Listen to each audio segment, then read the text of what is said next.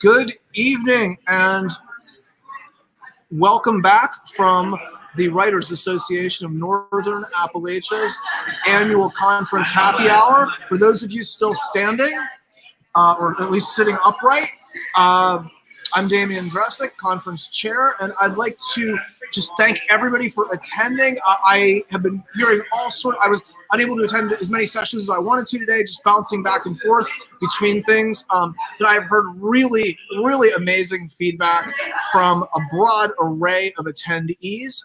Could not be more happy to hear that. So really pleased. I think one of the things that one of our folks said, I think I got my $25 worth in one session. That was probably the most. It was really gratifying to hear that. That was awesome.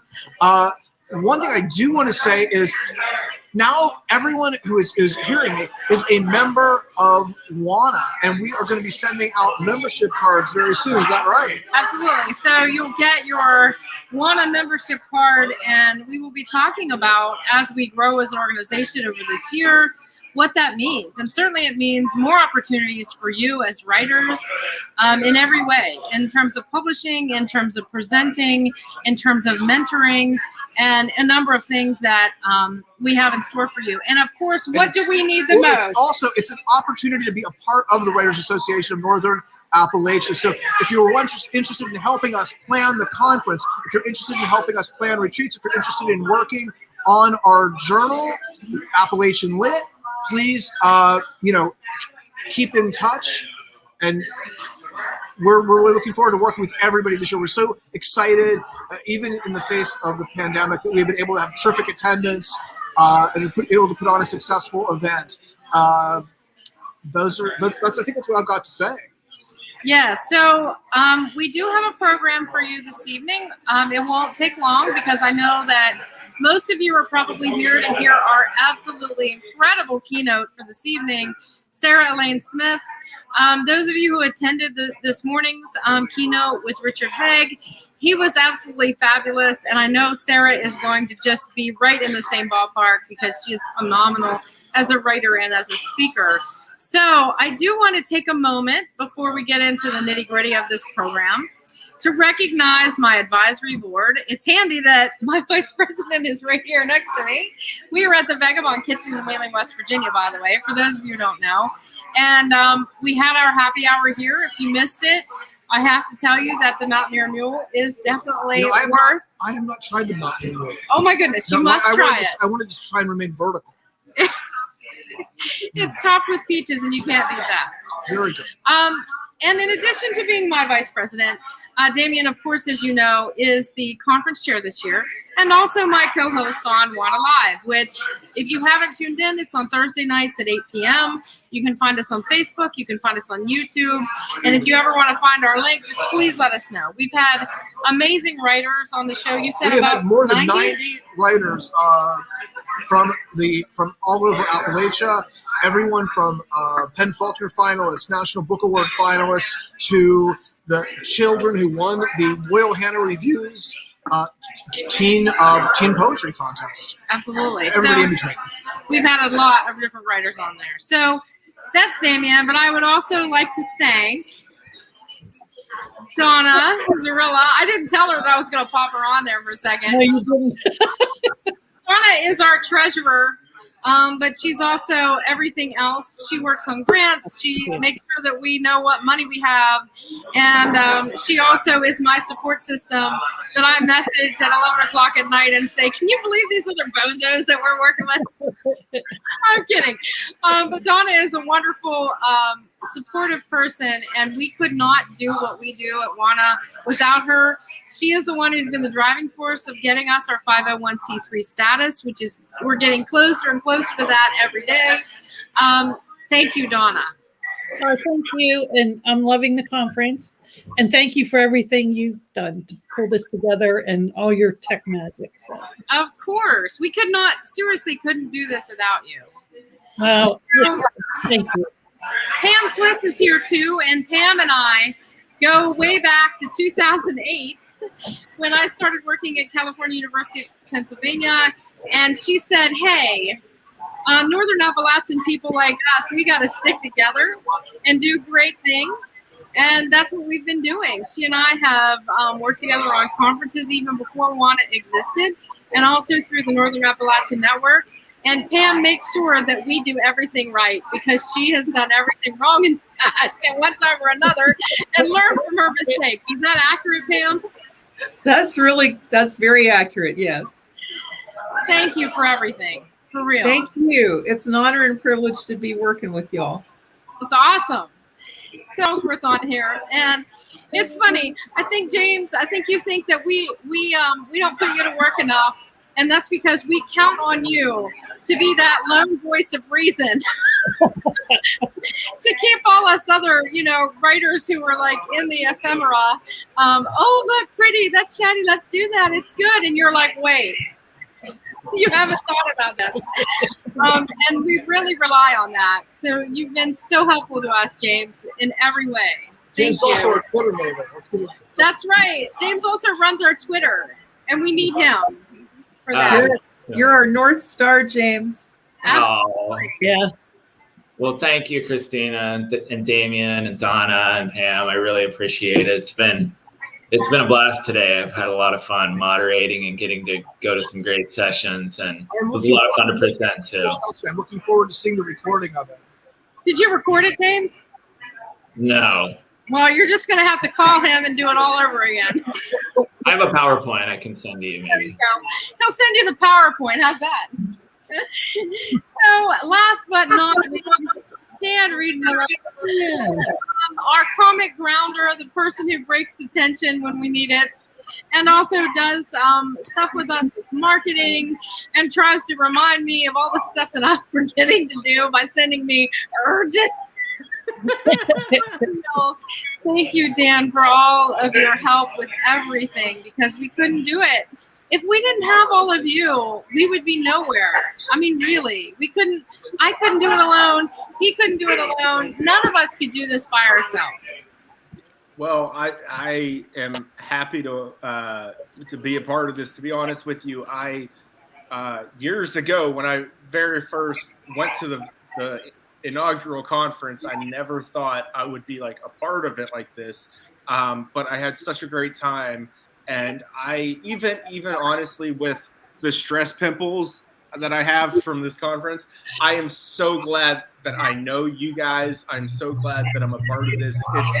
It drives me forward. It feels like this is like a purpose for me. And I appreciate it. And also, I just wanted to take a second to throw it back, because I don't know how many times you've been thanked today, Christina, but I can tell you it's not enough.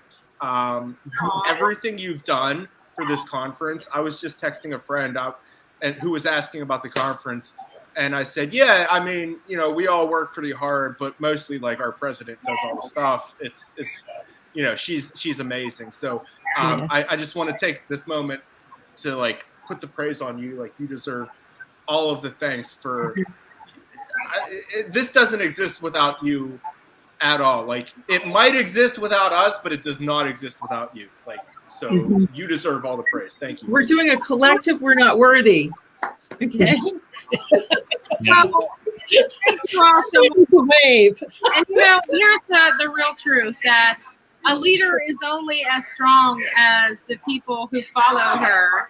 And you all are absolutely wonderful supports in every way. Even if sometimes I feel like, oh, I have so much work to do. I don't know what I would do without being able to reach out to you and say, I need this right now. So thank you all so much. So Thank you, Christina. Thank you. we are missing Heather. She is usually with us, but she's not here tonight. And Heather has been really important to us because she's done our Instagram, and she has been on almost every single call that we have had. And she hasn't been here with us tonight. And we miss you, Heather, if you're watching, so much. And we wish you could be here with us. So I think we're ready for the reason that everybody's really here. They're not here to see me because they've seen quite enough of me today. So I'm going to take all of you off the screen, and then we're going to get ready to go through our short program of awards and recognition. Thank you all. Thank you. All right, Damian, so we need to thank our sponsors. And thankfully, we're sitting here with one of our sponsors. So we're going to be thanking Matt from the Vagabond Kitchen right here in Wheeling, West Virginia. This is Matt Welsh. He owns the Vagabond Kitchen in Wheeling, West Virginia, and he came up with this amazing Mountaineer Mule for us that if you attended our happy hour, you got to try if you tried it at home. Thank you, Matt, for everything. It's my pleasure. I love writing. I love West Virginia. I love Appalachia. These are all good things, so we're happy to be a part of it. But I should say this before you go back to your booth, that you're not just good at supporting us, but you support the Wheeling area community so much, and I don't think you get enough recognition for that. Well, thank you. I really appreciate it. Thank you, Matt. Thank you, everyone, for being a part of this weekend. It's an awesome, awesome event happening here, and we look forward to next year. As we look forward to next year. Please come back. Please share the word. Help us grow this event because it is very important that we get these voices out to more and more people. Absolutely. Thank you, Matt. Very good, Matt. Oh, well, thank you. All right. And so, and Gina says that Mountaineer Mule that you made is a kicker, and she's right. So, we also have some other sponsors to thank. We want to thank the Wheeling Feeling. We want to thank the Wheeling Feeling. I am a little biased towards them because I write for their blog, which focuses on the history of Mount Vashano Academy, a school that was mostly for women here in Wheeling, West Virginia, that lasted for 160 years. And they also do all kinds of promotional items that tie into Wheeling. They have wine, they have coffee, they have all kinds of stuff.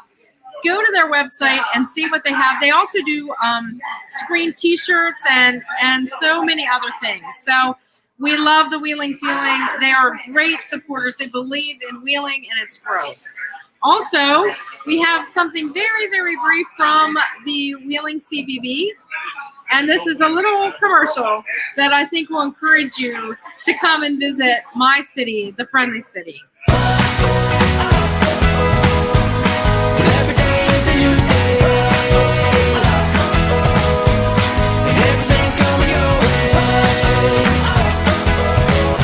Visit Wheeling, West Virginia. I always play it twice because I think it's so nice. So, Now, we have Wheeling Heritage as a sponsor as well. absolutely, Wheeling Heritage. They've been our sponsor for 3 years in a row. We cannot Big thank them thanks to enough. Wheeling Heritage. They're amazing, and they do a lot with Wheeling history and supporting our community, and they fund a lot of programs here in the city of Wheeling. Also, I have to give a shout out to the Northern Appalachian Network that I am now. I took over Pamela Twist's role as co-director along with David Argent, who is our biological science professor at California University of Pennsylvania. If you're interested in joining the Northern Appalachian Network, email me. You can find me at CalU at thesonic@calu.edu. Also, who else do we have Well, to thank? I believe we've got two fine institutions from the Steel City. We do. We've got Carlow University and Chatham University. Yes. We're so grateful for that support from these schools. Both have terrific writing programs. Yes. So we're really excited that they're helping to support our conference. Absolutely, and we could not do this without every single one of our sponsors. Also, I want to give a shout out to Moraine's Edge Books. Cindy Reineman Marsh, the owner of that editing company. She does editing work and all kinds of other things with authors to help them take their manuscript from their rough draft to the final product. She sponsored the winner of our open mic, which we will be announcing very shortly, and I'm guessing that most of you are here to hear that. So who else? Are We could not put this conference on without support from the West Virginia Humanities Counsel. Yes. Both keynotes were sponsored by the West Virginia Humanities Council. It was a significant commitment on their part that allowed us not only to bring both Sarah Elaine Smith and Dick Haig to our members, but to make them available to everyone throughout Northern Appalachia. So we are truly grateful and thankful for their support. Absolutely, and we're thankful for Donna Zarilla once again for pursuing that grant and for earning it for us to carry on our good work. Is that everybody? I think we should bring up something in the meantime just to make sure we don't leave anybody Yes, off the let's list. make sure that we've got everybody because we are absolutely grateful for all of our sponsors. Oh, how can we forget your publisher? I mentioned my publisher last night. Yes. So we've got a big shout out to. I can't see myself. Thank you. To Bottom Dog Press and their Appalachian writing series. It's bringing some of the most exciting authors in Northern Appalachia to readers everywhere. We've got Jim Daniels is going to be on WANA Live. He's published with Bottom Dog. And also Larry Thacker is going to be on very, very shortly. Another Bottom Dog author. We've had at least 5 Bottom Dog authors on WANA Live. So big thanks to Bottom Dog Press and Larry Smith for his generous support. Absolutely. And of course, I saved them for last because they're the bestest ever. And that's not grammatically correct, and I'm rolling with it anyway. The Watershed Journal has been absolutely essential to the mission of WANA and to carrying out what we do. If you've never visited them or read their magazine, go to Brookville, Pennsylvania. They have a little bookstore there that they are expanding just down the street. It's triple the size of their old bookstore. They are run by volunteers, and they support all writers in the Pennsylvania Wilds region. Please, please, please take a minute to visit their website, check out their journal, check out everything that they do. They love writers as much as WANA does, and we are so grateful for their sponsorship, their constant encouragement of the work that we do, and you will hear more about their collaboration with us in the coming months. So that's our sponsors. I think that's all of them. I believe so. What do we have going on next? Well, we have a little bit more to our program. We're getting to we're giving away some awards, right? Yeah, we're getting to the good parts here that everybody's here for, I think. And that is the Open Mic Award winners, which is presented by Dan Reedmiller for this. Dan Reedmiller, yeah. So Damien and I are going to disappear and put Dan back up on the screen.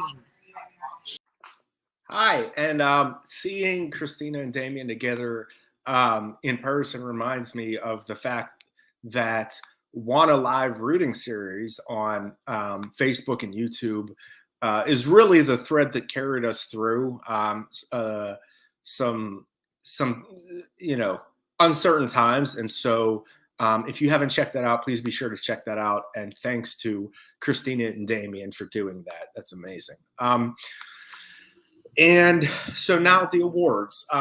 First, I just want to thank everybody who participated in the open mic competition last night. I think it made for a truly, genuinely enjoyable experience to be able to hear the work of so many talented writers from across the entire region. Different states and areas. And to be honest, partway through, I got on my Instagram and told my friends to check it out because I was so genuinely impressed. I didn't hear a weak piece in the bunch. If you read last night, you're amazing, and you really need to know that. So thanks to everyone who read and shared their art. You should really all be proud. It was beautiful, and I feel like now more than ever, I honestly believe it's necessary. So you all deserve a little round of applause. If you're at home, nobody can hear you, but just still, give them a clap. Now, that said, our judges were able to select a few readings that really stood out to them and that we'd like to announce as our winners, so to speak. First, though, the judges themselves deserve recognition for their time and effort in choosing their top readings from the open mic competition. So thanks to them. The judges are the editors at Appalachian Lit, which is coming soon, so be on the lookout for that. We have Laura Roberts for nonfiction, Mike Dittman in poetry, and Margot Orlando Littell in fiction. So thank you so much for doing this. We really appreciate the time and effort you put into, going back and sifting through it and really selecting what you felt spoke to you the most.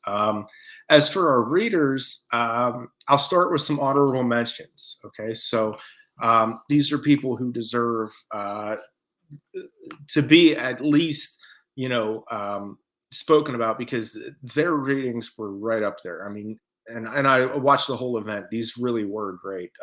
So I just want to mention Dorina Pena, Lydia Seaton, Randa Shannon, and Gina Moriarty.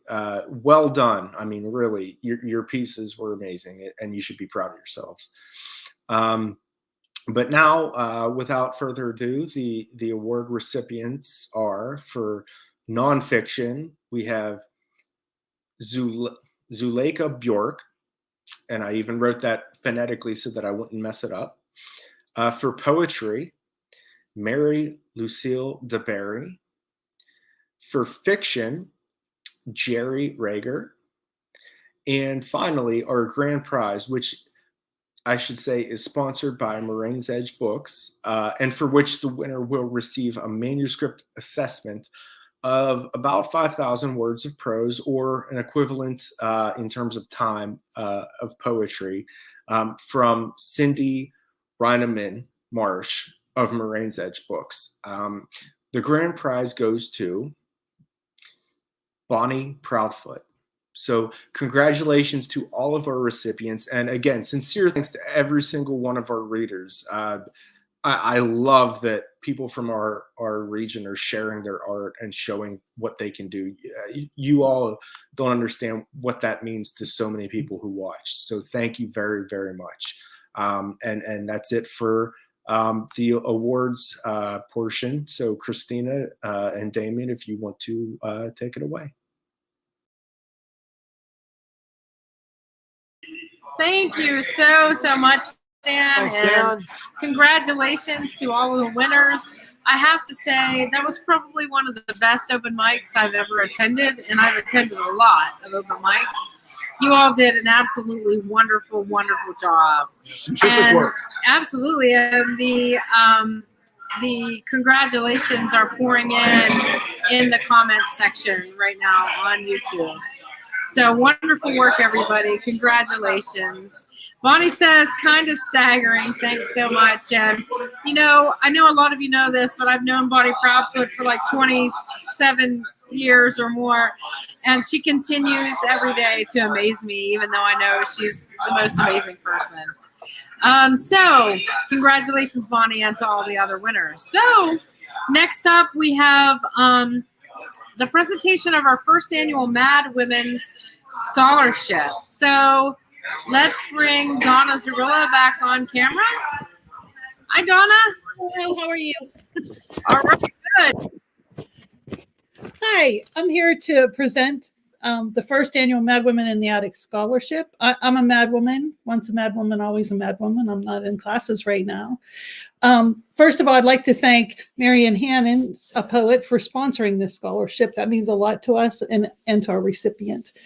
To tell you a little bit about the workshops, they're online. So they're on Zoom now, so you have no reason not to attend. But Mad Women in the Attic workshops values women's work as writers, dreamers, and architects of society, advocating for and empowering a diverse community of women by creating a space for writing, the open exchange of ideas, and the reading and publication of women's literature. Mad Women offers opportunities for publishing, mentoring, awards, and readings, in addition to the weekly Mad Women writing workshops. So, on to the winner of the award.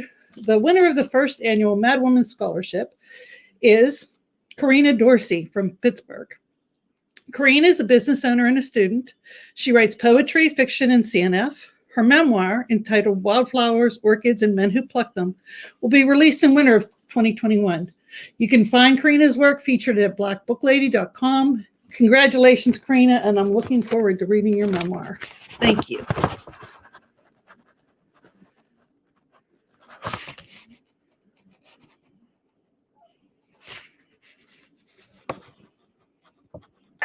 Thank you, Donna, so much for this and for presenting that award. We are so grateful to partner with the Mad Women.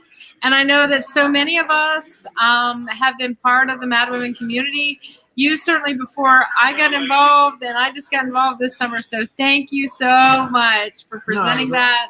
It's an inspiration. I mean, I remember Absolutely. when I moved back to Pittsburgh, and I was meeting Kayla Sargentson, one of our WANA readers, and she was talking about the things the Mad Women were doing. And I was like, that's great. That is like really doing awesome stuff to support the arts in the region. And the idea that we're partnering with them is I couldn't be happier. Absolutely. Thank you, Donna. Cool. Thank you. Bye.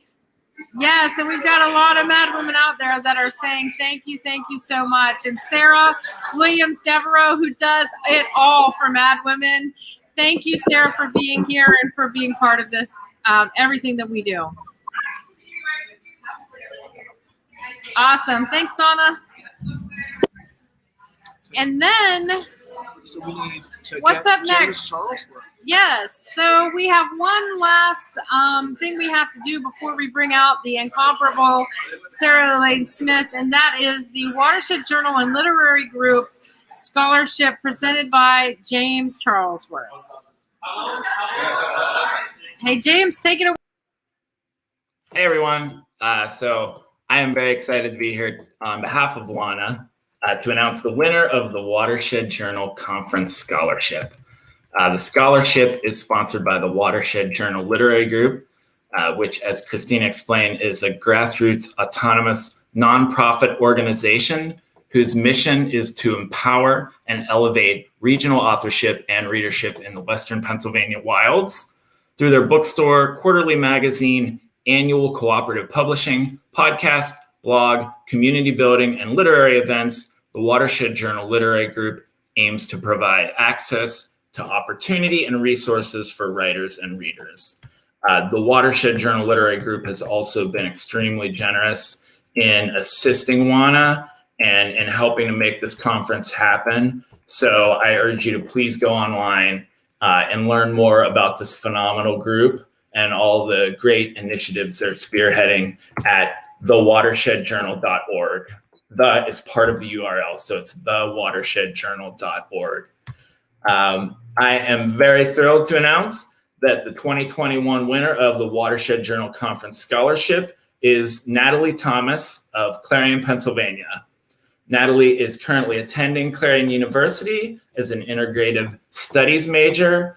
Natalie's application eloquently expressed her desire to surround herself with others passionate about writing, and she stated that multiple people sharing their visions and life experiences leads to projects and memories that are unforgettable. So I'm eager for the opportunity to attend if accepted.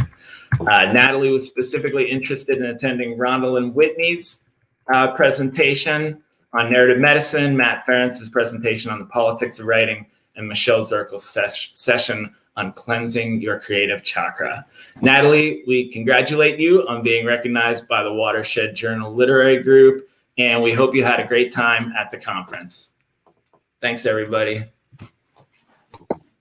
Thank you. Yeah, I actually am really glad that I had the opportunity and that I'm a member now. What? Didn't have to pay any money for free. That's what I like to hear. So, but yeah, I really did enjoy the show. I think everyone did a good job, for sure, 100%. Well, great. Congratulations, and best of luck to you. And we're so happy to have you as the winner of this scholarship. Thank you, Natalie. Congratulations. She muted herself. You're muted, Natalie.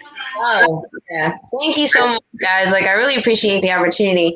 I know I was like typing and like answering the prompts, and it was actually really hard to actually write down as to why I wanted to go. Like, because there were like a few reasons as to why I wanted to go and to be a part of like just being able to just hang out with you guys and just hear you guys talk. It's pretty cool. You guys are pretty wise and you don't know it, but you guys are pretty wise. So I like sitting in and getting like free knowledge. It's pretty cool. I have high hopes for you. Thank you. Thank He you. praises you all the time. So we know that you're going to do big things. And thank you for volunteering too, for doing things for WANA. We will need you more than ever as we continue to grow. So thank you, Natalie. And thank you, Jane. Congratulations, Natalie. Thank you. Great job. Awesome. Okay, so I believe it's time to announce the keynote speaker. yes, absolutely. So before Sarah Elaine Smith comes on, we need to introduce her introducer, who is a very good friend of WANA, Jody DePerna. Her bio is very short, which is remarkable to me because if you know anything about Pittsburgh and the Pittsburgh literary scene, you have known or know about Jody DePerna. According to her bio, again, which is limited, she conducted one of her finest interviews in a laundromat on a lazy Sunday morning. She writes mostly about books for Pittsburgh Current, Alternative News Weekly, and is at work on a larger project about the death of a small western Pennsylvania mill town, among many, many other things. So let's bring out Jody DePerna. Jody! Hey guys. Hey, Jody. Oh, Hey. we wish you were here with us. We are I having think I was there. You Now were near in Mule. Moscow Mule, I think, and it looks amazing.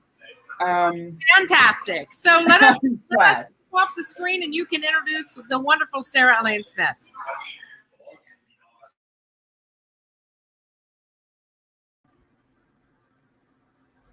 Okay, am I on now? All right. So my name is Jody DePerna. I actually am part of a very small team of journalists who have started a new nonprofit journalism joint called Pittsburgh Institute for Nonprofit Journalism. But prior to this venture, I was a senior contributing writer and editor for Pittsburgh Current. I've written for Pittsburgh City Paper, a bunch of outlets. In my work, I've covered things as varied as the January 6th insurrection and Steelers training camp. But my real happy place is covering books. And I'm lucky like that. I get to interview writers as part of my job. In August 2019, Sarah Elaine Smith's novel, Marylou is Everywhere, landed on my desk. And I remember reading it, cracking it open on a Saturday morning, and I just didn't put it down until I was finished. It was just wild and precise at the same time. The prose was radiant and unvarnished and just this, like, raggedly beautiful. But there was also something else to it. There was just this unflinching veracity about this region that I find so rarely. And when I do find that, I get so excited I want to run out on my porch and bang pots and pans together and tell the world about it. In short, I was just thrilled by the novel. A week later, I sat down for coffee with Sarah, and she told me that she had grown pretty weary of the tired and often lazy writing we find so often surrounding Appalachia in general and Northern Appalachia in particular. And when she started writing the manuscript of what would become Marylou is Everywhere, she wanted to craft something that was more authentically inhabited, something that was full of her own lived truths and rather than preconceived notions and easy tropes about the region. Published by Penguin Random House, Marylou is Everywhere was a finalist for the LA Times Book Prize for First Fiction. NPR named it one of their favorite books of 2019. It got glowing reviews from the New York Times, the Boston Globe, Vulture, and 1,000 other outlets. It was also the best fiction I covered that year. Marylou is about a missing girl in remote southwestern Pennsylvania, and the setting is just indispensable to the tale. Sarah's protagonist, Cindy, is a lonely adolescent, mostly friendless, with a mother who's in and out and brothers who are unstable and uncertain. She befriends, instead, the world around her, the katydids and the crickets, the shimmering trees, the sound of a dog barking, carrying on the wind, and the slant of sunlight on a small pond. In this way, the wild and natural world is her companion. But there are downsides to that too. Cindy is isolated in a place that can be insular and unwelcoming. Northern Appalachia is its own weird place. And life can be rich, but it can also be really demanding and unforgiving in equal measure. It's a place that's built on hard work, but there's also a kinship economy that functions outside of wage labor, and it keeps the place humming. Neighbors will show up to help you fix your fence or drive you to a doctor's appointment. But at the same time, people can be mistrustful and judgmental and emotionally inaccessible. And that's probably true of many places, but there's a certain register to it. There's a certain key or a certain tone that just gets these hills and hollows. And when I see a writer just capture that exquisite complexity of this place, well, it's hard to describe, but to paraphrase Supreme Court Justice Potter Stewart, I know it when I see it. To write Marylou is everywhere, Sarah leaned hard into her own sense memory of having grown up in Greene County, one of Pennsylvania's least populous and poorest counties. After graduating high school in Greene County, she came to Pittsburgh, as you do. She got her undergraduate at Carnegie Mellon University and then went on to earn 2 MFAs, one from the Michener Center for Writing at the University of Texas in Austin, and the other from the prestigious Iowa Writers Workshop. In addition to her own writing, she sometimes plays the trombone and crafts some wicked licks on her guitar, but she also teaches writing and editing. And if you want to jumpstart your writing, you may want to check it out. She offers courses on writing a novel and on the art of revision. She offers one-on-one instruction. So if you're stuck with your writing, if you've hit a wall, go check out Sarah's website and she'll get you going. So it is my great, great pleasure to introduce everybody the incomparable Sarah Elaine Smith. Hi, everybody. Jody, thank you so much. It's so nice to see you. You too. I wish it wasn't through a screen, but I'll take it. Yeah, thank you so much. What a wonderful introduction. And I feel like writers dream of having people advocate for their book and write about it the way that you wrote about Marylou is everywhere. And just from the bottom of my heart, like all my gratitude forever and ever. Well, I loved it. So awesome. Well, hi, everyone. Thank you so much for inviting me to speak. And thank you for being on Zoom at the end of a long day of Zoom at the, in the middle of a year when we've all been on Zoom enough to last us like many, many, many lifetimes. I'm really grateful that you're here. Or actually, we're not, this isn't technically Zoom, whatever. That's just what we call it now, I guess. But thank you for being here in front of a screen on a Saturday night. You could be other places and you aren't, and I really appreciate it. And I also really appreciate so much of what I've heard today in the conference sessions that I was able to jump into. And I'm really humbled to get to add my voice to all of your words and all of the conversations today. So I just wanted to start off by saying, I got to go to the characteristics of Appalachian working class writing session this morning with Larry Smith. And, I had never heard it described. I had never heard like Appalachian working class writing described for its like literary qualities and the things that make it different from, writing from other regions or writing from other points of view. And I had this like funny feeling of being recognized, being located, being described as he went through all of these different things that, for example, writing about working people, writing about work, writing about inequity and the ways that inequity is sort of baked into a lot of the systems in the lives of working class people. And also stylistic things like, preferring to use the vernacular of how people really talk and elevating that and making that present. And also, sort of doing away with conventional literary modes in favor of those that better represent the lived realities of the characters. These were all things that as we went through them one by one by one, I just went, wow, that's really me. And there's something so beautiful about finding a kind of location in that, and finding that these things, these ways of writing, it would never occur to me to write any other way. Honest to goodness, that's just, it wouldn't occur to me to tell a story where the people don't have jobs. I don't know. It just doesn't, that just like genuinely isn't the point of view that makes sense to me. But I had never heard it described so specifically. And I think based on the comments afterward, I wasn't the only person who felt like,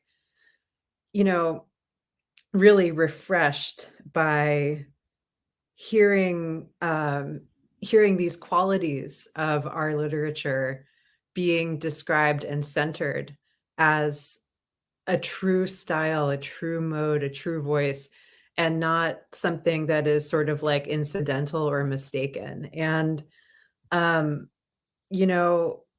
it's not always true that the modes of our literature are not always gratified in that way. And I'm going to tell you a few stories tonight about my interactions with like the literary culture sort of at large away from our region, and what exactly has made me so determined, as Jody said, to write the fierce truth about where we live, and veer away from the lazy writing and the sort of poverty porn writing, and veer away from what outsiders think of us, and writing like what the real, true lived experience is. So first, I'll tell you that when I was in graduate school, I was as likely as not to be told that the things that happened in my stories were unbelievable, not realistic, that the grammar wasn't right, that the names were cartoonish. People had a hard time with the names often, even though I was using the names of people that I went to high school with often. And even that the degree to which the characters were angry about situations in their lives, that those things were unrelatable or were somehow like a flaw in the craft of the story. And so here are some of the things that I've been told about Appalachia in creative writing workshops. It isn't realistic to have a rural character sound intelligent. It's incongruous to have an intelligent character who also misuses prepositions or speaks in the vernacular. Needs done is grammatically incorrect, which I'll tell you what, I didn't know that needs done was wrong until a few years ago. I like it. Sounds right to me. There are no Black people in Appalachia. Another thing that I was told in writing workshops. There's no room for lyrical language in a story like this, or just, it doesn't make sense. I don't get it. I can't relate. And in those years that I was in grad school, my mom, hi mom, loved to call me with little bits of like local news that would completely confound my workshop if I put them in a story, such as the time that there was a gas well explosion and the gas company apologized to people who lived nearby by sending them a coupon for a free pizza and 2 liters of Pepsi. Or the time that a Pinkerton truck full of research monkeys crashed on One Arm Lady Road. Those are the kinds of things that happen that, truth stranger than fiction, like doesn't even begin to cover it. Right. And I remember in particular one exchange with a classmate who said that he was having a hard time visualizing the small town where I had set one of my stories, which took place in Appalachia. And I said, it doesn't take place in a town.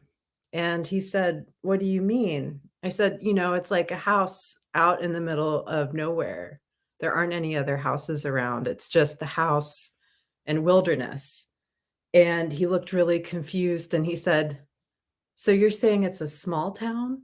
And that was just like my experience in academia, my experience at the Iowa Writers Workshop, having people who they don't have the imagination to understand that a house can be in the middle of wilderness. And they don't have the imagination to see that characters in an Appalachian story aren't always, they aren't always just sort of like dirty-faced waifs, or I don't know, like there are stereotypes that cut in two directions, both of which are unfavorable and don't do anything to reach the complexity of us and our stories. And just as a side note, if you happen to be a creative writing teacher or professor and you teach workshops, you might be interested in changing the mode of workshop that you teach, because the sort of conventional cone of silence workshop really makes it more likely that people who are writing about an experience that isn't the default in the room will experience this kind of bizarre questioning of everything that they're describing in the story. And that happens, way more than it happened to me to queer and BIPOC writers who, receive just like incredibly ridiculous criticism all the time from peers who just have a failure to imagine the story and meet the story where it is. And if you're interested at all in changing the way that you teach workshop, there's a really great book called Craft in the Real World by Matthew Salesses that came out last year, and I highly recommend. So, little recommendation, moving along. In 2014, one of my stories was solicited by the editor of a national magazine. And in this story, a burglar breaks into the house of the main character, Sissy, and Sissy traps the burglar in the barn. She thinks about calling the sheriff, but she decides not to because the burglar is sort of like a well-known local boy, and she knows that nothing's really going to happen if she calls the sheriff, because, sometimes this like network of knowing each other in our worlds doesn't really make certain kinds of justice possible. And so she thinks that the law isn't really going to help her out. Her husband is away working on a gas well in Texas, and you can sort of sense that in that relationship, she is also a little bit disempowered. And she just realizes that there's some thrill, some weird, uncomfortable, but unmistakable thrill in having trapped this burglar in the barn and having some kind of power over him. Something in her life sort of blooms, and it's certainly not comfortable. It's a really dark story. It isn't totally clear at the end whether she'll ever let the guy out, but the story is called Killers, so draw your own conclusions. And the editor who solicited this story had heard it discussed in a master class at the University of Iowa Writers Workshop, where a master class is just where, a visiting writer selects a story and they sort of do like a one-on-one workshop in front of an audience. And the editor heard it discussed there and said he would love to publish it in, for the sake of his anonymity, we'll call it the X Review. And every time I ran into him around town after that, he begged me to send this story. And even though I'd also made it clear that I was newly sober, he also invited me out for drinks every time, which is uncomfortable, but sadly kind of part of the social aspect of the literary world. And anyway, I was really excited. I was really proud of this story, and I really loved the idea of seeing it published, especially in a national magazine. And, whenever someone solicits a story or solicits a poem, there's usually a pretty good chance that they want to publish it because you're sort of bypassing the slush pile, So I was really excited about this. And a year went by, and I waited. And A year is an awfully long time to wait for feedback, especially about a story that was solicited. But I had been coached extensively to be patient and mild and accommodating with literary gatekeepers. Because when you are a difficult writer, word gets around and social capital matters in our industry. You know, like it matters whether people are willing to stick their neck out for you. And if you are difficult in a certain way, maybe the likelihood that that happens, you know, drops a little bit. But eventually I had been waiting long enough and I asked for an update on the story status. And finally he wrote me back. And in spite of how highly he had praised this story, he had major suggestions for revision. He found the husband character too weak and unmanly. He found the female character to be a sociopath. He considered her violent reaction to a life of isolation and threat completely impossible and hard to believe. And worst of all, he found her intelligence and her lyrical, associative way of thinking impossible to reconcile with the fact that she was Appalachian. Maybe I would consider changing all of these things. And I'm going to read you my email response in its entirety. Dear Editor X, I'm awfully surprised that you would pathologize a fictional character. I never let my students get away with such a lazy analysis, and I would absolutely expect better from a professional such as yourself.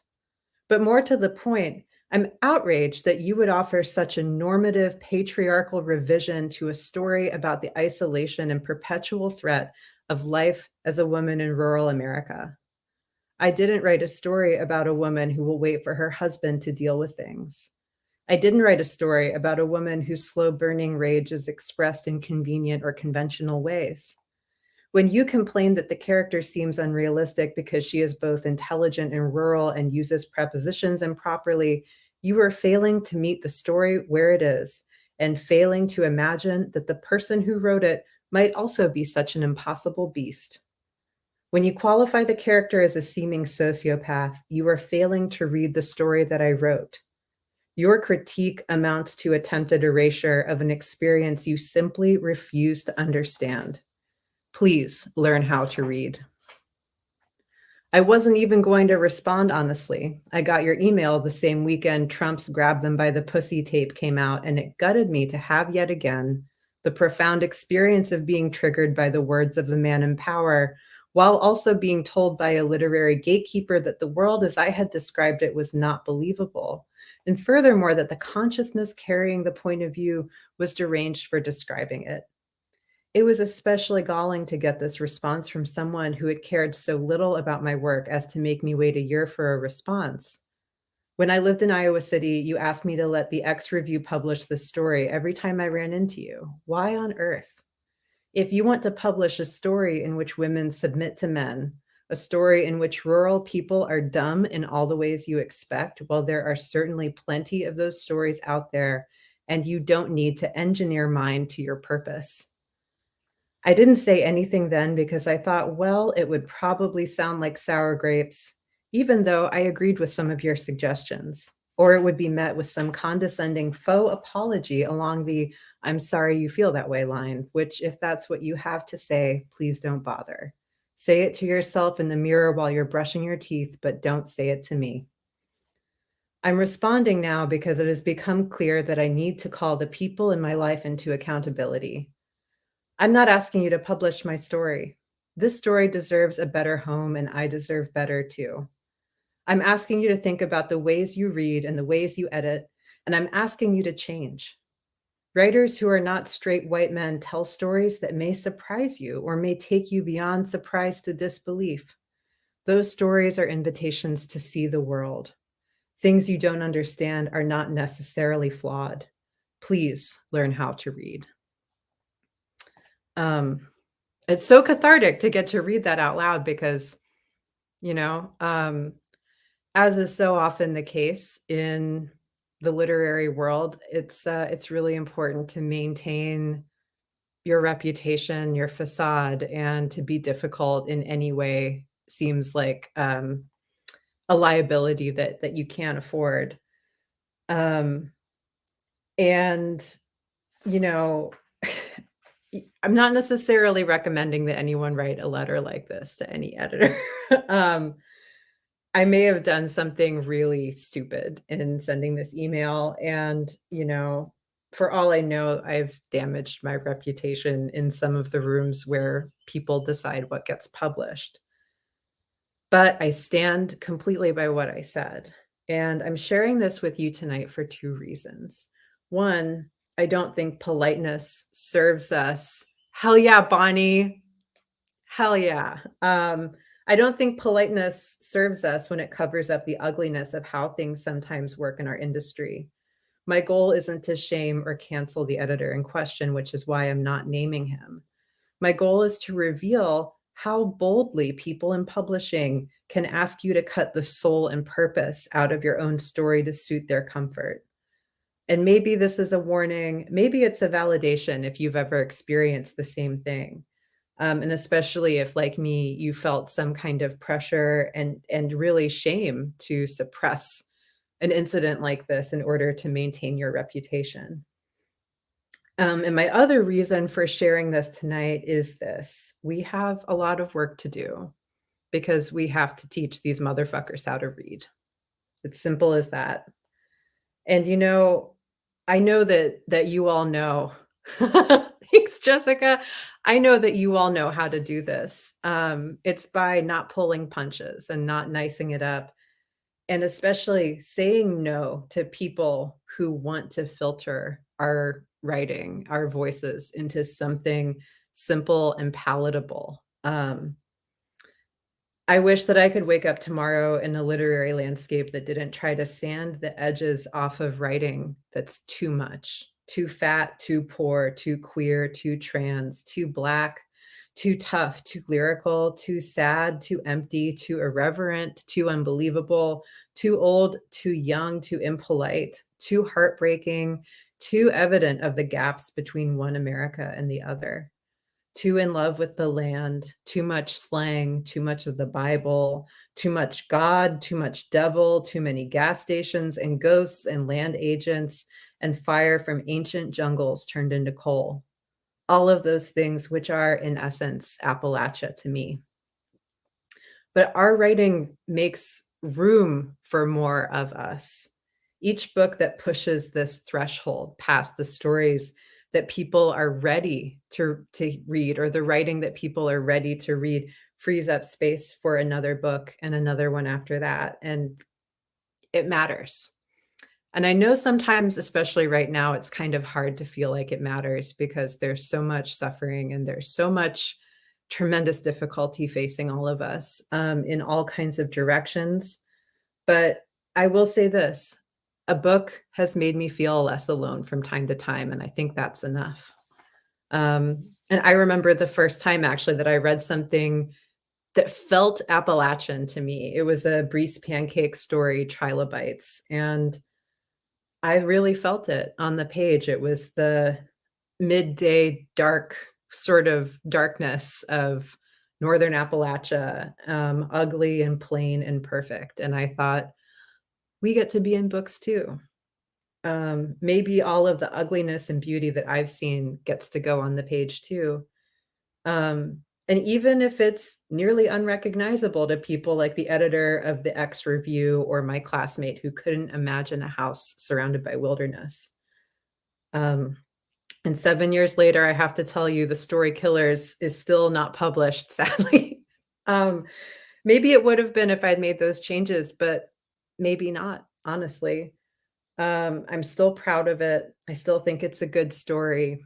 It'll have its day, and I have my faith in it. And, you know, most recently, it got an encouraging rejection from the New Yorker, which I take as a good sign. And I know that if I keep sending it out, it'll end up somewhere.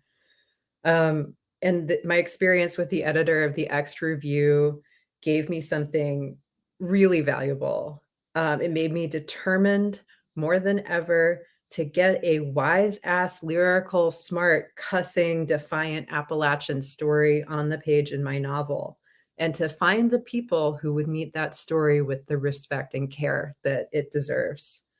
And I have good news, which is that there are readers and editors who will advocate for our writing, the real stuff and not the sanitized, sentimentalized stuff. But to find them, along the way, we may have to say no to the people who don't understand us, who would rather bend us than meet us face to face. And don't get me wrong, it is scary to turn your back on institutionalized power in any form, especially when you've been told that the only way to get someplace is by saying yes, by deferring, and by demurring whenever you're instructed to do so. But this is how we teach them how to read us. We stay as clear as day in who we are, in what we know, with all of the weirdness and the darkness and the unpredictability and the lightness that goes along with it. We let some people be mystified and let them doubt and let them disbelieve. But the truth is, anything is relatable to a reader who's ready to relate. And we've always known that when we move together, we make more space for each other. And Appalachians are just a stubborn, tough lot, and writers are no different. And so I know that every word that all of us write makes more space for more of us and for more of who we really are down the road. And for that, I am so very grateful. So that's it from me. Thank you so much for listening to this sort of wild, scandalous publishing story. And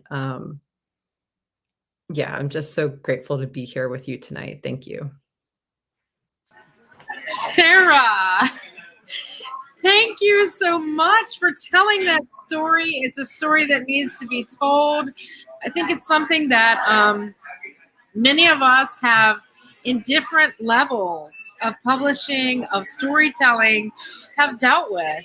And I think that, you know, judging by the comments in the comment section over here, you really rang some bells with everybody that's watching. I expected no less from you, because I think that we all of us out here in Northern Appalachia land really respect and admire you. And I think back sometimes when I read your words and how just poetic and beautiful they are, and understanding and the scope of them, that people often think that people from rural places in Appalachia have nothing to say of value. And that's simply not true. And as a rural Marshall County girl to a rural Greene County girl, I can't say enough to you to thank you for making these words come to life tonight and for being so powerful in your presentation. Damien, do you have anything to add? I love the keynote. And I think I just want to say thanks to everybody for attending. We're in a bit of a loud place here. Yes. Sarah, the vagabond has gotten wild. Sarah, if you ever come to Wheeling again, and I know you will, you've got to come join us at the Vagabond Kitchen in downtown Wheeling. There's a lot of commentary on this video and on your speech, and I hope you'll go back and read that, because your words really, truly made a difference.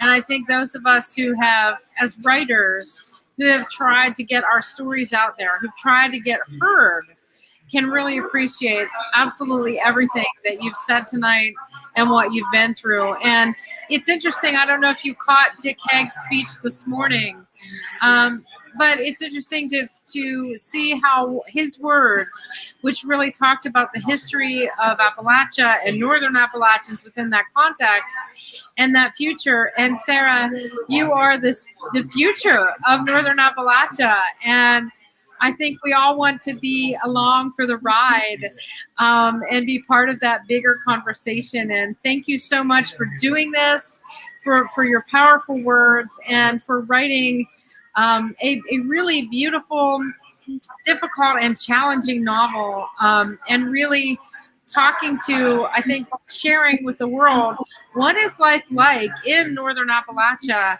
What do we value? What's important to us? And we're not just a bunch of hayseeds who are willfully ignorant. There's a lot of us who are intellectuals and people who create and are beautiful. So thank you so, so much, Sarah. Thank you, truly. Thanks a lot. Absolutely. All right, everybody. This is it. Yes, thank you, Sarah. We can't wait to talk with you in person soon. All of these virtual environments have been wonderful because we can still stay connected. But of course, we would rather be sitting around the counter, drinking a beer and chatting about the world and all these things that are important to us. But until then, stay healthy, stay well, and we'll see you soon, okay? To you as well. Okay, everybody. All right, everybody, that is it for the Writers' Conference this year. And we hope to show up in a different form, in a different way, somehow in person to you very soon, because we certainly do miss sitting around the fire, sitting around the table, passing each other in the hallways at our venues. Yes, but until then. Thanks, everybody, for attending. Again, you're getting WANA membership cards in the mail shortly. If you would like to be more involved with WANA, please reach out. We've got lots of opportunities to volunteer to help promote writers from the region. Absolutely, and you can always reach out to me. That's FISANICK@calu.edu. I am sort of the everything in the organization, the dishwasher, the cook, all the things, the bus person, everything. So reach out to me and I will give you some work to do that will help further our goals as Northern Appalachian writers. We cannot thank you enough for being a part of our event this year. We love you all, and please be safe, be healthy, and we hope to see you next year. So have a good night, everybody. Thanks a lot, y'all. Bye.